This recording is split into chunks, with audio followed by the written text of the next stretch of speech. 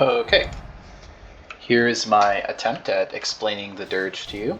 So there are a few primary buffs that you'll want to run. This one that looks like a banjo, this is the strength and agility buff. You always want to make sure that's on.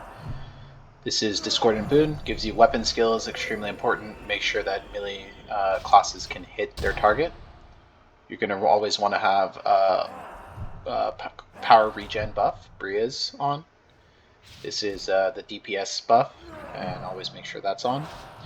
And for your last buff, that's 4 concentration slots. For your last buff, you have a few options.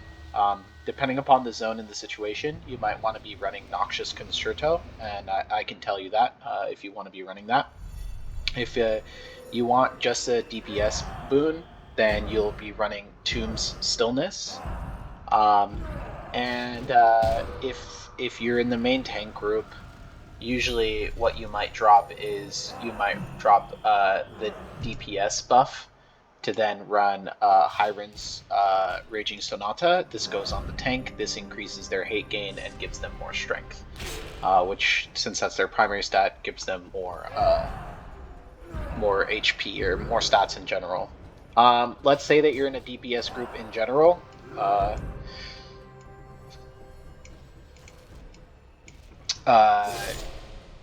Let's say that you're in a DPS group in general. You might drop this buff, and you would instead of Noxious Concerto, you might run Tomb Stillness. This is a DPS proc, and then you would run Self Buff. This is like your complete DPS build. This is probably unlikely to come up tomorrow, but just for full transparency and explanation, that's what that is. So let me turn those off. Let me turn on back the buffs that you'll likely be running, because you're probably going to be in the main tank group. You're likely to be running Hiron's and probably Noxious Concerto. If there's no Nox needed, then you might be running the Wailing Illusion increases parry, so it's good for tanks to be able to avoid attacks. Your primary debuffs that you want to be casting is Clara's. This is like every single time you want to be casting this. You are going to cast Clara's for sure. This decreases the mitigation of the target encounter versus physical damage, so that melee can do more DPS. Xander's is a debuff, offensive debuff. Again, it debuffs the target against Elemental, Noxious, and Arcane, so it makes sure that your spellcasters can do more damage but also land their spells. And then Oppressive Disconte decreases the strength and agility of the encounter. You always want to put that on as well. And then lastly, this is the Haste debuff. So the Haste debuff you don't have to cast every single time, but it's a good habit to cast. It's going to lower your DPS a little bit. So for shorter fights, you don't really need it, but for longer fights, you definitely want to put that on there just so that the tank is taking less damage and it puts less stress on the healers. This is your evac button, as you're aware. And then let me show you a little bit about how you might play this. So you're coming into an encounter. We have a Nightblood here. You're coming into an encounter.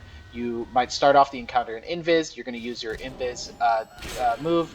You're going to notice your auto attack timers. You're going to want to cast at the beginning of your auto attack timers, just like I just did, so that you can cast the spell and not interrupt your auto attacks. If this was an encounter, so multiple mobs, you would prioritize, instead of that spell that I just casted, you would prioritize using Alt 5 here. This is an encounter damage spell, and then into Alt 6. Probably you would do that in the opposite order, actually. So you do Alt 6 into Alt 5. The basic premise is just always make sure that you're casting your heroic opportunities. You want to cast this single target debuff, Tarvin's Cantankerous. That's super important. And this other debuff right here, the Verlin's Keen of Woe, that debuffs Noxious. Let me just do this real quick. Put back debuffs onto this.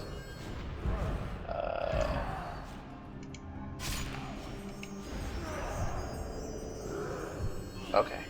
Why am I taking so much damage?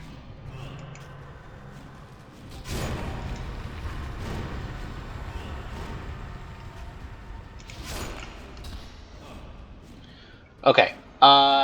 The other things to note, this is your revive spell. You can cast this in combat, so if somebody dies, you want to go ahead and do that. And then, I guess, last thing would be just like showing you how to do the timing. So make sure you're casting these single target debuffs. That's your control 2 here, control 4, and your rhythm looks like this. Cast spell, auto attack goes off, cast spell, auto attack goes off, cast spell, auto attack goes off, cast spell, auto attack goes off. Fizzled, so wait until the auto attack goes off, and that completes that. I will record a little bit longer for you so you can see that again, waiting for my tank to regen for you. Let me pop this real quick. Some more regen.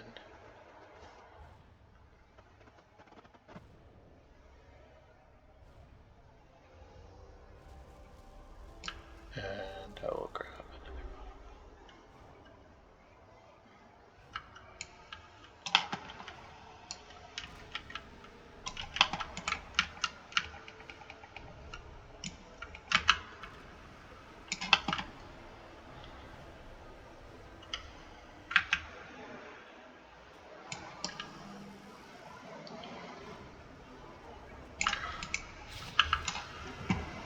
Okay, so here's the same deal. We're going to start the encounter. Let's say going to go into invis, turn back your auto attack into the invis move. Going to debuff the mob, auto attack, debuff the mob, auto attack, debuff the mob, auto attack, debuff the mob, auto attack. I'm going to go into your heroic opportunity, debuff the mob, auto attack, or complete auto attack, debuff or move. There you go. Auto attack, move, auto attack, use a move, auto attack, use a move, auto attack. You notice I always want to complete these auto attacks before I use my next move.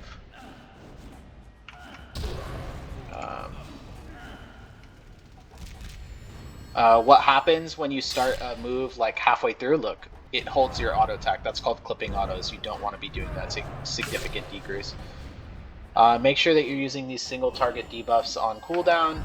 You'll see them in your maintained window right here if you're using Dark UI, so when that falls off, then you want to reapply them. So for example, it's still up for another 30 seconds, no need to reapply right now. Your biggest damaging spells, I wouldn't worry about it too much, you don't have to optimize that, but just make sure you're using these two spells right here, Alt 5 and Alt 6 on encounters. And prioritizing those, but always put your debuffs in first. And that's it.